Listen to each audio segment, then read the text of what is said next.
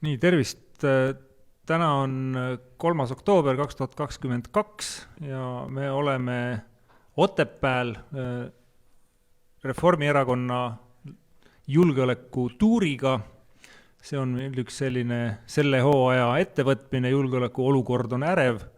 Eestis on üldse ja maailmas üldse väga ärev olukord.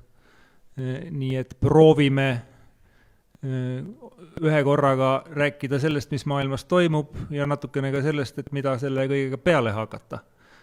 Meie tänane põhiteema vastavalt seltskonnale on haridus, eestikeelne haridus, kõrghariduse rahastamine, õpetajate palgad ja pisut seome siis haridust ka julgeoleku mõõtmega.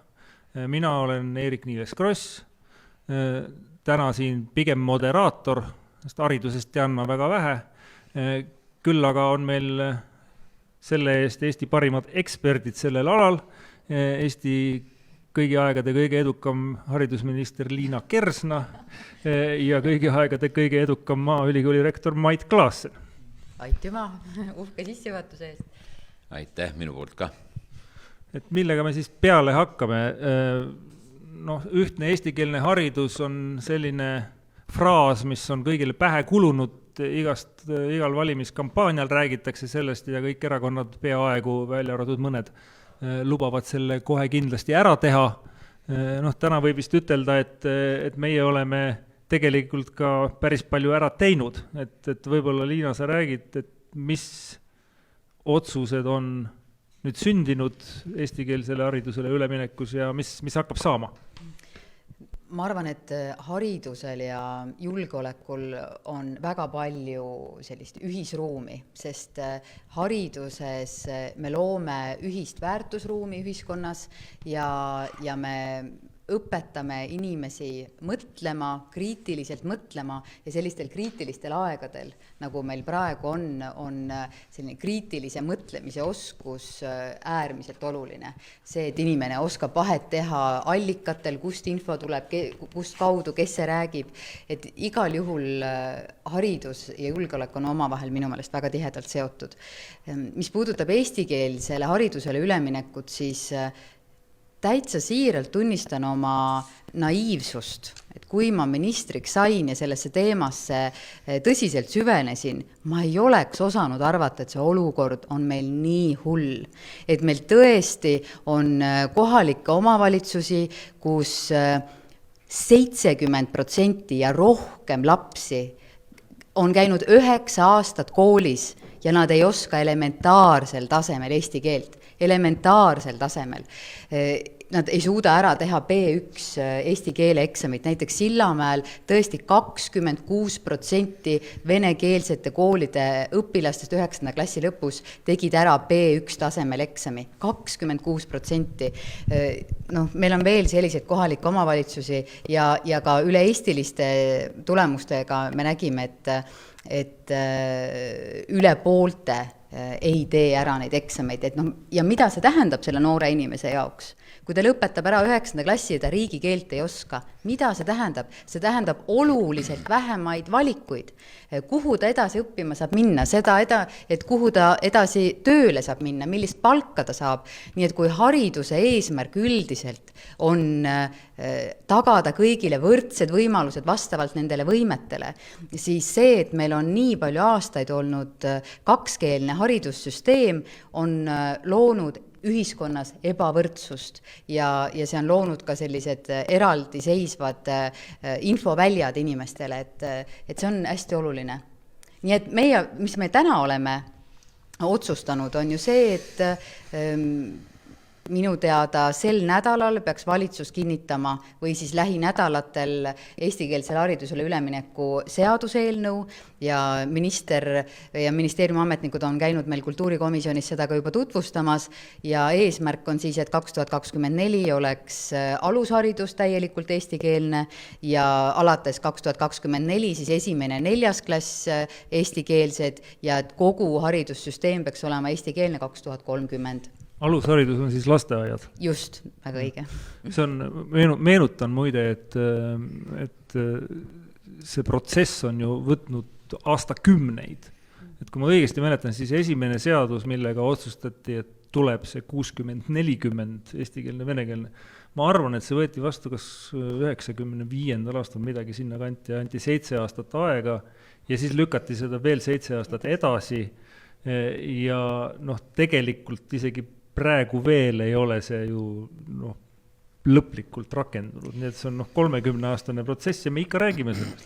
Jaa, sest et tegelikult sellesse ei ole panustatud, süsteemselt ei ole Eesti riik eestikeelsele haridusele üleminekule panustanud ja miks ma nii ütlen? Ma ütlen seda sellepärast, et me ju teame ka täna, meil on õpetajad ise, kes ei oska rääkida riigikeelt. Meil õpetavad lapsi Keeleameti hinnangul täna 2300 haridustöötajat, kelle keeletase ei vasta nõuetele. 2300 sellist inimest, kes töötavad igapäevaselt lastega ja nad ei räägi ise nõuete kohaselt eesti keelt. Et me ei ole sellele probleemile süsteemselt lähenenud. Minu meelest täna me seda teeme. Haridus- ja Teadusministeerium tegi minu juhtimisel esimest korda eestikeelsele haridusele ülemineku tegevuskava ekspertide poolt, väga detailse, aga siis me lähtusime eesti keele arengukavast, mis ütles, et aastaks 2035 peaks olema haridus eestikeelne. Nüüd on need eesmärke tõmmatud ettepoole 2030 ja seda tegevuskava on lähtudes sellest ka uuendatud. Aga tõesti, minul on täna esimest korda selline tunne, me päriselt saame sellega hakkama. Me päriselt panustame sellesse ja me päriselt saame sellega hakkama. 41 miljonit läheb järgmine aasta eestikeelsele haridusele. Ja aastakümneid on ju olnud ka see jutt, et meil ei ole õpetajaid.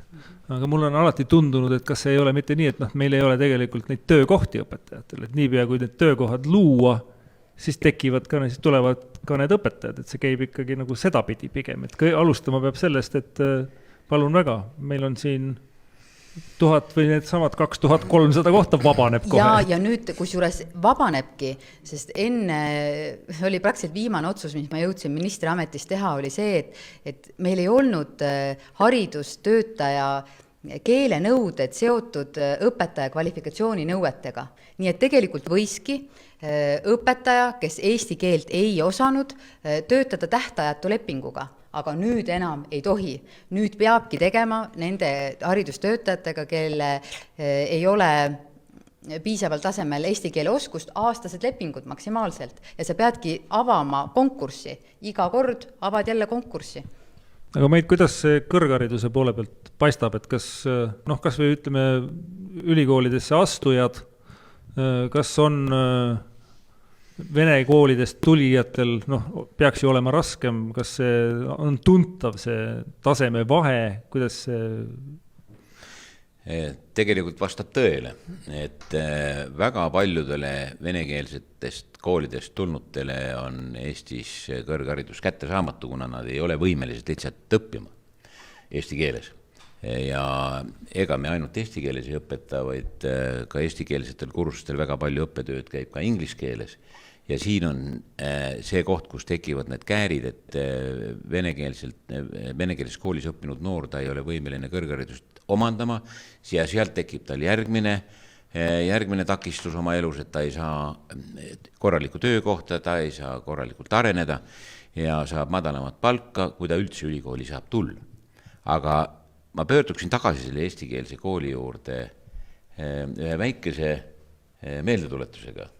Aasta oli siis kas 98 või 99, kui mina olin Kanadas jäävangis ja me tõime ära keelekümblus kooliprogrammi. Ja sealt tuli palju miljoneid ja meil oli jube hea mõte, et me teeme alul mõned pilootkoolid keelekümbluskoolidena ja pärast laiendame seda kogu venekeelsele koolivõrgule. Kahetsusväärselt on see töö tegemata jäänud, aga ma pean ütlema seda, et keeleõpe on tegelikult igast inimesest endast kinni ja tahtmisest kinni mingit keelt õppida. See, kuidas me näeme praegu, kuidas mõni Ukraina nüüd siia saabunud põgenikest televiisoris räägib suhteliselt head eesti keelt juba. Äsja ma nägin paar päeva tagasi üks õde kõneles. ta on selle paari kuuga saanud nii kaugele endale selgeks, et ta on juba adekvaatselt vastab. Kuulge, me oleme 30 aastat püüdnud seda eesti keelt õpetada ja me ei ole saanud selle kännu tagant ära. See on tahtmise küsimus. Ja see on just jumal tänatud, et te praegu tegite selle otsuse, et ei saa ilma eesti keelt oskamata lapsi õpetada. Sest mis ajalugu õpetab see inimene, kes ei oska eesti keelt, kes pole ühtegi eestikeelset ajalooõpikut kunagi lugenud, oma lastele seal klassi ees. Mida ta neile seletab Eesti ajaloost? Mida ta oskab neile seletada Eesti vabadussõjast? Ta ei oska seda lihtsalt teha, sest ta ei ole suuteline materjali ise omandama. Ammugi siis seda lastele üle või edasi andma. Nii et minu arust oli päramine aeg teha see otsus, sest me ei suuda ka ülikoolides aidata neid vene koolidele õpetanuid, kui nad ei oska eesti keelt. Ma ütlen 2 kommentaari, et esiteks keelekümblus metoodika on siiski Eestis laialt levinud ja kui seda hästi tehakse, süsteemselt tehakse, siis on tõesti väga hea metoodika. Aga me tahaksime, et see leviks oluliselt laiemalt, et meil ei oleks enam ühtegi sellist klassi, kus üldse õpet eesti keeles ei toimuks ja tulevikus ikkagi ainult eesti keeles. Ja teiseks, nii palju kui mina olen rektoritega suhelnud ja viimasel ajal olen ma suhelnud palju rektoritega, siis tegelikult enamasti ju öeldakse seda, et ülikoolidel on eraldi programmid eesti venekeelsetele noortele, kelle keeleoskus ei ole piisav, nad põhimõtteliselt aasta aega seal ülikoolis lihvivad oma eesti keele oskust selleks, et nad saaksid hakata korralikult ülikoolis õppima, selleks on tehtud spetsiaalsed programmid või ma olin hiljuti Räpina aianduskoolis, seal ka nagu tehakse spetsiaalseid pingutusi selleks, et nad saaksid hakkama ja need noored inimesed on 9 või 12 aastat olnud meie haridussüsteemis. Kui vaadata statistikat, siis mulle on tundunud, et Eestis on venekeelsetest perekondadest lapsi oluliselt rohkem kooliealisi lapsi, kui käib nendes venekeelsetes koolides. Et on ilmne, et üsna märkimisväärne osa eesti venelastest paneb oma lapsed eesti kooli juba niikuinii. Et see samm on nagu kuidagi ise tekkinud, et midagi oleme ka õigesti teinud ilmselt lõimumisega. Aga kui vaadata teisest küljest, et ma usun, et ma mäletan õigesti, et üle 70% vene inimesed, kes elavad Eestis, on siin 3. põlvkonda. Paljud 4. põlvkonda. Ja nende hulgas ikka on neid, kes ei ole eesti keelt ära õppinud, siis see on muidugi ikka üsna uskumatu, et me peame ilmselt vaatama ikka ise peeglisse ka. Jaa, aga tõesti, ma olen ka seda varasemalt öelnud, et tegelikult venekeelsete perekondade lapsevanemad on eestikeelse hariduse reformi ise ellu viinud juba aastaid ja me iga aastaga näeme, et aina suurem osa venekeelseid lapsi on eestikeelses haridussüsteemis. Suurusjärk 1000 last aastas tuleb eestikeelsesse haridussüsteemi juurde. Aga kuidas vastas riik? Riik vastas sellega, et need venekeelsed lapsed tulid eestikeelsesse haridussüsteemi, aga mitte mingisugust tuge õpetajad ei saanud selleks, et kui sul ühel hetkel on klassis laps, kes ei oska eesti keelt, et kuidas ma teda siis aitan, kuidas me anname talle seda eesti keele oskust nagu intensiivselt siis, et ta saaks õppimise hakkama ja üks esimesi asju, mis sai tehtud, me tegime toetusmeetme eestikeelsetele põhikoolidele, kus on rohkem kui 10% teise emakeelega lapsi, selleks, et nad saaksid intensiivselt eesti keele tunde ja nüüd laieneb see ka alusharidusse, sest et tegelikult seda me ju tahamegi, et need lapsed jõuaksid aina rohkem eestikeelsesse haridussüsteemi. No siit me jõuame selle ka igipõlise teema juurde, õpetajate palk. Et kogu aeg räägitakse, see pole piisav. Ma saan aru, et üsna suur hüppe nüüd järgmise aasta eelarves tuleb, et õpetajate keskmine palk tõuseb ja eriti tõuseb eesti keeles õpetavate õpetajate palk Ida-Virumaal. ja see on selline magus-valus teema, ma ütlen, mulle isiklikult, sest et selleks aastaks me saime 7,3% õpetajate miinimumi palgakasvu ja eesmärk oli, et õpetajate keskmine palk oleks sama suur kui riigi keskmine palk. Ja see oli tol hetkel väga suur pingutus, et seda palgakasvu saada. 9 miljonit eurot võtsime ministeeriumi eelarvest selleks, et suunata õpetajate palgakasvu. Nüüd on teinud valitsus otsuse ja Riigikokku on nüüd see riigieelarvega saadetud 106,6 miljonit eurot. Ajaloolised 106,6 miljonit eurot läheb õpetajate palgakasvuks ja ligi 24% kasvab õpetajate miinimumpalk ehk siis 1749 euroni. Kui olla kriitiline, siis mina olen kriitiline selles suhtes, et see kogu lisanduv raha lisandus miinimumi tõusu. Mina arvan, et oleks pidanud seda raha suunama ka või jätma koolijuhtidele vabadust diferentseerida õpetajate palku. Meil on täna olukord, kus bakalaureuse õppes õppiv tudeng ja 10-aastase kogemusega õpetaja saavad ühepalju palka koolis, seda miinimumpalka.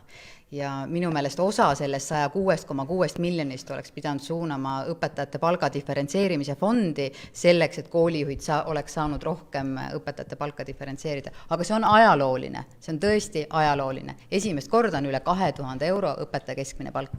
Aga tundub, et ülikoolid muutuvad kadedaks. No me oleme ammu juba kaded olnud. Aastaid oleme me rääkinud sellest, et õpetaja saab keskmiselt vähem palka kui õpetaja. Ja põhjus on väga lihtne, mitmeid aastaid ülikoolid ei saanud oma halduslepingutega tõusu finantseerimisele või vähemasti märkimisväärset tõusu mitte. Ja nüüd tänavu on siis esimene aasta tõesti, kus siin Liina oli meil abis, kus oli meil reservis praegu veel 5 miljonit ja siis on tõenäoliselt tõstetakse veel ka 10 sinna juurde. Aga ülikoolide rahastamise juures peame me meeles pidama alati seda, et kui me õpetajate palgast rääkides räägime ainult palgast, siis ülikoolide rahastamise juures me räägime ülikooli kogukuludest, ehk siis ka küte, elekter ja kõik muu on seal sees. Ja nüüd, kui me võtsime kokku, siis rektoritega palju meil ülikoolidel energia ja elekter sellel aastal oletatavalt või prognostiliselt läheb kallimaks, siis on 10 miljonit ja natuke peale, ainult sellel aastal. Aga jumal tänatud, järgmise aasta riigieelarves on sees 15% tõusu, tegevustoetuse tõusu ja see on nüüd progresseeruvalt siis 4 aasta jooksul, mis on enneolematu tulemus. Ma olen saanud pahandada isegi mõnede asekantslerite käest, ma ei ütle, mis ministeeriumist need olid, et kust te niisuguse asja välja võitlesite. Aga jumal tänatud, sest kui kõrgharidus oleks läinud samamoodi rahastamisega edasi, siis tema kvaliteet oleks hakanud aasta-aastalt järjest kiirenevalt langema ja see oleks olnud juba tõsine julgeolekuoht. Meil poleks olnud enam arste tulevikus, ei loomaarste, ei insenere ja see on juba tegelik julgeolekuoht. Ja rahandusminister ju ütles, et kõrghariduse rahastamise see kasv on riigieelarve strateegias kokku lepitud ja aastal 2026 on võrreldes tänase eelarvega kõrghariduses 140 miljonit eurot rohkem. Just, mille eest kõik ülikoolid on äärmiselt tänulikud ja ma arvan, et kõige tänulikumad peaksid olema üliõpilased. Et selle kaudu lükatakse tasulise kõrghariduse tulekut veidikene edasi. Kuid ega see 140 miljonit ka ei päästa. Tegelikkuses on arenenud riikides kõrgharidusse minev osa GDP-st umbes 1,5%. Aga see ei ole ainult avaliku sektori raha, vaid seal on nii avaliku sektori raha, aga ka eraraha. Aga seda süsteemi me peame ka hakkama tasapisi rajama, sest vaatamata sellele, et me võtsime või võtame nüüd vastu kõrgharidusseaduse muutusse niimoodi, et ei ole võimalik 100 korda käia endale kõrgharidust ilma tasuta saamas ülikoolidest, et on seda üks kord igat aastat ja teatud vahedega peavad olema siis ka järgmised korrad tulekud. Et põhimõtteliselt me peame hakkama mõtlema sellele, kuidas tulevikus kõrgharidust rahastada, sest teised riigid on 1,5% peal GDP-st, meie oleme SKP, sisemajanduse kogutoodang, lugupeetud rektor. ma palun vabandust inglise keele kasutamise eest. Meil on riigikeel, eesti keel, millest me siin oleme kogu aeg juba rääkinud. Ja kunagi 80. aastatel Tartu ülikoolis meil oli selline süsteem Eesti Üliõpilaste Seltsis, eriti poisid, kes tulid Vene sõjaväest tagasi, siis oli laua peal purk, et iga venekeelse sõna eest pandi 15 kopikat karistuseks. Et me oleme mõelnud, et varsti me peame fraktsiooni koosolekul inglise keele osas samasuguse asja tegema. No oleks just otstarbekas tõesti, sest ega inglise keel praegu on ohtlikum eesti keelele, kui ei kunagi varem. Kui me vaatame laste kõnepruuki, kas või omagi laste juures, kui ma kuulan, mida nad räägivad, milliseid sõnu nad kasutavad, siis hakkab järjest rohkem tulema ingliskeelseid laene sisse ja see on paha. Ma küsingi kohe inglise keele teemal edasi ja korraks hüppan tagasi ka jutu algusesse, et tundub, et lõpuks ometi me hakkame ühtset eestikeelset põhiharidust ja keskharidust saavutama vähemasti mingid konkreetsed tähtajad ja mitte enam kuskil kauges tulevikus, vaid täitsa käega katsutavad. 90. aastatel veel Eesti ülikoolides olid ka mõned venekeelsed õppeprogrammid, vähemasti oli võimalik mõnedel erialadel ka vene keeles õppida, seda enam ei ole ilmselt. Praegu vene keeles õppekavasid minu teada ülikoolides ei ole, küll aga on selle asemel nüüd ingliskeelsed. Ja sealt just küsimus, et siin on olnud ju viimastel aastatel eriti on olnud ka päris tugevat kriitikat, et eestikeelne kõrgharidus hakkab alla jääma inglisekeelsele kõrgharidusele, et rääkimata sellest, et palju minnakse õppima välismaal, mis on ju tore niikuinii inglise keeles, aga et ka Eestis teadustöid pigem kaitstakse inglise keeles, paljud kursused on inglise keeles, et kas seal on meil mingisugune plaan, kuidas siiski tagada eestikeelne teadusterminoloogia, et see kõik areneks või mis see? Aga kuule, ma nüüd nii kaua, kui sa mõtled, ütlen seda, et halduslepingutega, mis nüüd riik saab rektoritega allkirjastada, halduslepingute puhul üks peamine eesmärk ongi tagada eestikeelne kõrgharidus ja tagada see eestikeelne teaduskeel. Et see on olnud läbivalt riigi eesmärk ka neid lisavahendeid välja rääkides, et see on meie eestikeelse kõrghariduse hoidmiseks ülioluline. Et see on üks eesmärke.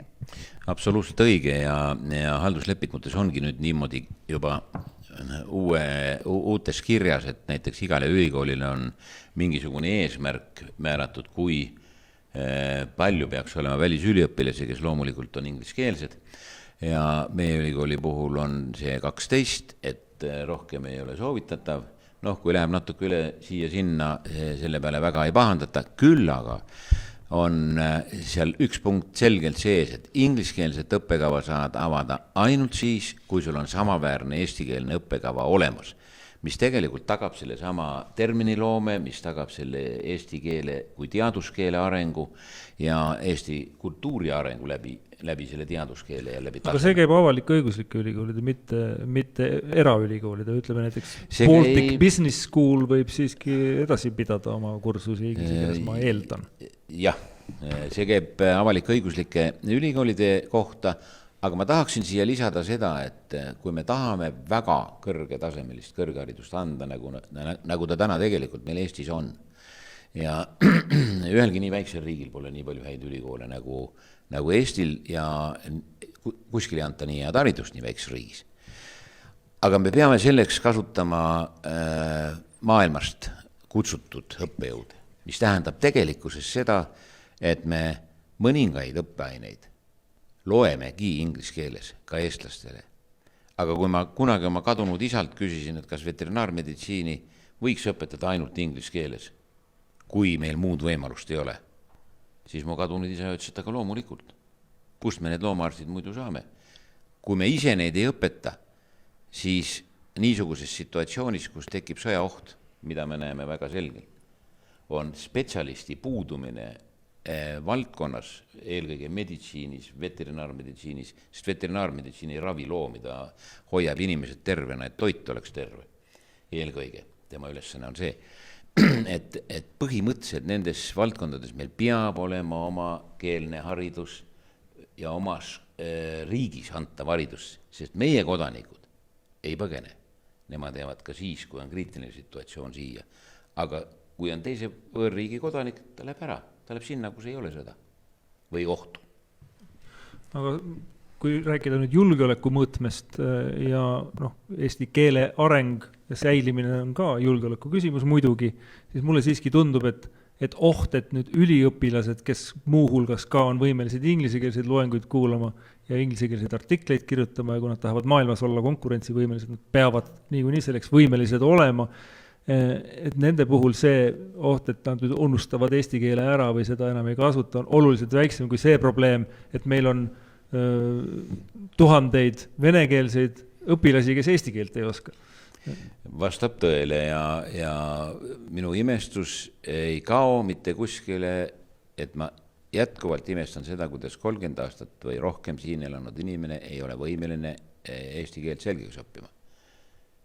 See ei mahu mulle mitte kuidagi pähe.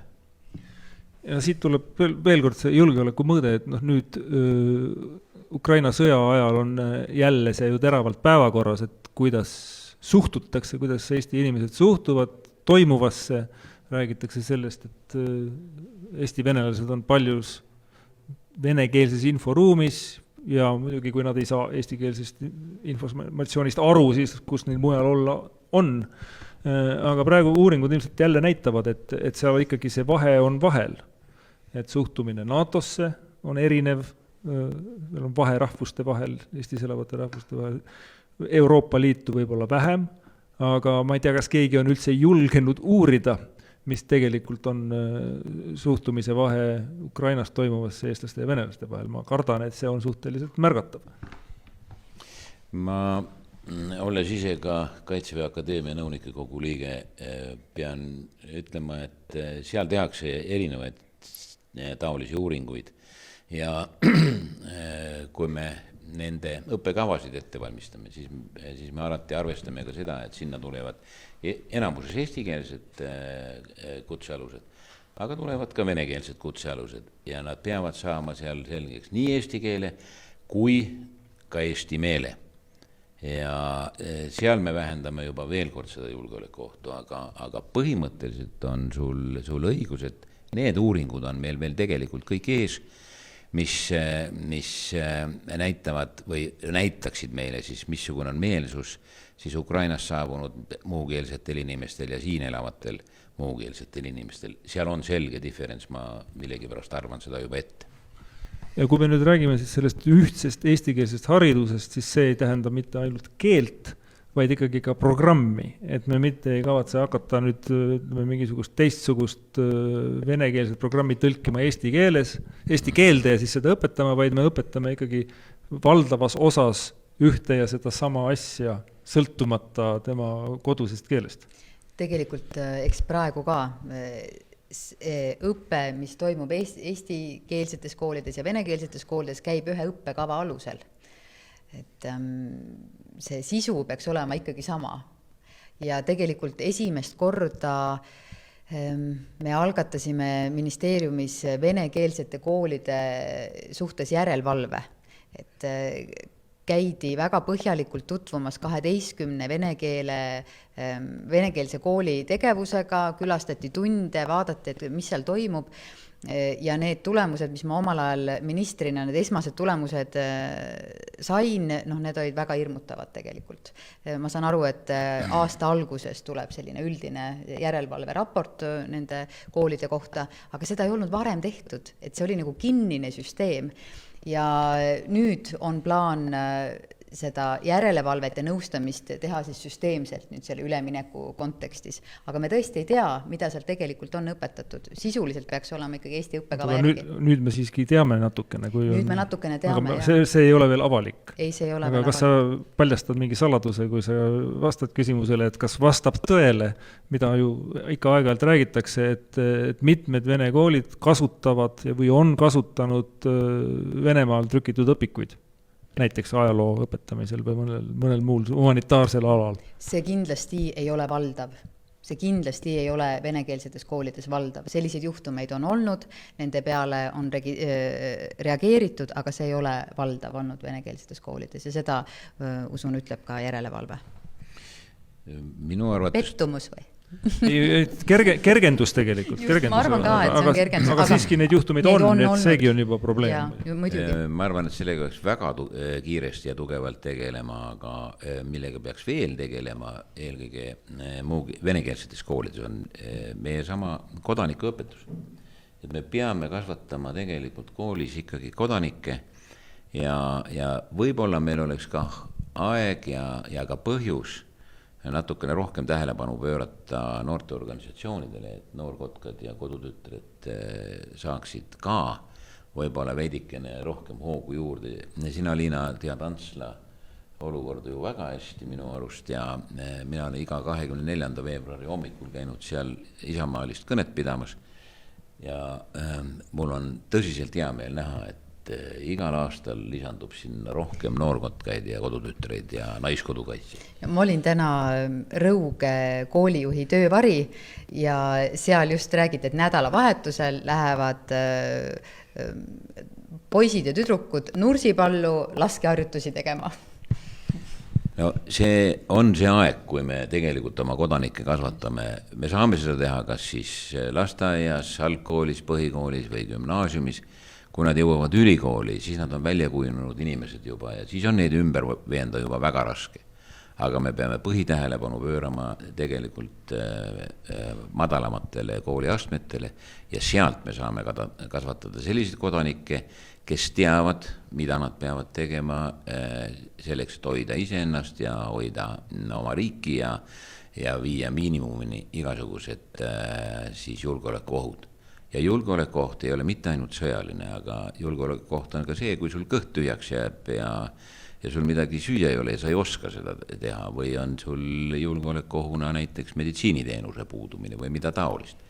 Nii et see on oluliselt laiem teema kui ainult kaitseväe kohustused ja kaitseväelised niisugused tegevused. Et iga inimene, iga okas loeb, nagu meie siil tavaliselt on hüüdlauseks võtta. Täna just Rõugus öeldi, et noorkotkaid on oluliselt rohkem kui õpilasesinduse esindajaid, kui need kokku võtta. No nii, aga mulle tundub, et me oleme vähemasti alguses välja kuulutatud teemad enam-vähem üle käinud, et kas tahate te midagi kokkuvõtvat, väga tarka öelda meie kuulajatele? Ja sa nüüd panid lati nii kõrgeks, et ei julgegi midagi öelda, aga ma siiski ütleksin kokkuvõtteks seda, et haridus loob ühtse väärtusruumi ja ühtse inforuumi ja see on hästi tähtsal kohal ka julgeoleku küsimustes, eks ole. Sina tead seda. Kas ma ütlesin piisavalt targalt? Vägagi, mulle tuleb sellest meelde just, ma arvan, et see ei ole minu kahjuks, minu andekas metafoor, aga seda kasutati siis, kui kunagi inimarengu aasta aruannet tutvustati Riigikogus, mis oli demograafia kohta ja seal oli ka eestikeelsest haridusest palju juttu. Ja see oli just see, räägiti siis, et on tegelikult 2 koolisüsteemi Eestis, aga me tahaksime, et Eesti ühiskond oleks ikkagi enam-vähem ühtses võrgustikus ja üks kogum. Et see oleks umbes samamoodi, kui meil on 2 lillepotti ja kasvatame, seemned on küll sarnased ja kasvatame ja kastame neid ja siis oleme üllatunud, et 2 taime kasvab, ei olegi üks. See teine on umbrohi nendest. Aga tegelikult ma tahtsin siin Liina jutust minna veel edasi, et mitte ainult haridussüsteem on riigi poolt tegelikult teatud mõttes sunnivahend inimeste harimiseks, sest ega kõik lapsed ei taha ise kooli minna. Mõnda tuleb ikka natuke suunata sinna. Aga tegelikult algab haridus ja riigikaitseline haridus, täpselt samuti nagu julgeolek algab igalt poolt kodudest. Sest kodus õpetatakse lapsele need esmased oskused, esmased ütleme seisukohavõtud tehakse selgeks, et miks tehakse nii, mitte teistmoodi, miks on see hea ja miks on see paha. Ja kui kodud on korras ja kool on korras, siis ma arvan, et haridus on täitnud oma põhiülesande ja annab selle julgeoleku garantii kogu Eestile. No nii, tõmbame siis otsad kokku, et tundub, et meil on päris olulised sammud astumisel ja juba astutud, et eestikeelse haridusega me saame jupikese edasi, sõltub muidugi ka valimistulemustest, sest järgmine valitsus võib vabalt hakata korrigeerima neid igati tervitatavaid samme. Muide, hea uudis on ka Mait Klaassen kandideerib Reformierakonna nimekirjas Kagu-Eestis järgmistel valimistel. Tervist, tere tulemast. Nii et kui hariduse alaseid asjatundjaid juurde tahate, siis on siin kandidaate lausa 2 nüüd. Aga sellest tänasest jutust jäi muidugi ka ikkagi kõlama see, et hirmus palju tööd on veel teha. Et väga ei maksa musta masendusse laskuda, et me küll tahaksime, et paljud asjad oleks valmis saanud, aga üldiselt on väidetavalt umbes selline reegel, et kui ühte maad on okupeeritud ja lagastatud, siis selle korda tegemine võtab umbes sama kaua aega, kui see lagastamine toimus. Et kui see loogika vastab tõele ja ma usun, et see tegelikult lõppkokkuvõttes käib ka kultuurisfääri ja haridussfääri kohta ja põlvkondade vahetust on tarvis. Et et sel juhul meil on nagu 51 aastat oli seda aega, üle poole on tehtud, aga 20 aasta pärast on meil asjad korras. No nii. No nii. Aitäh. Aitäh.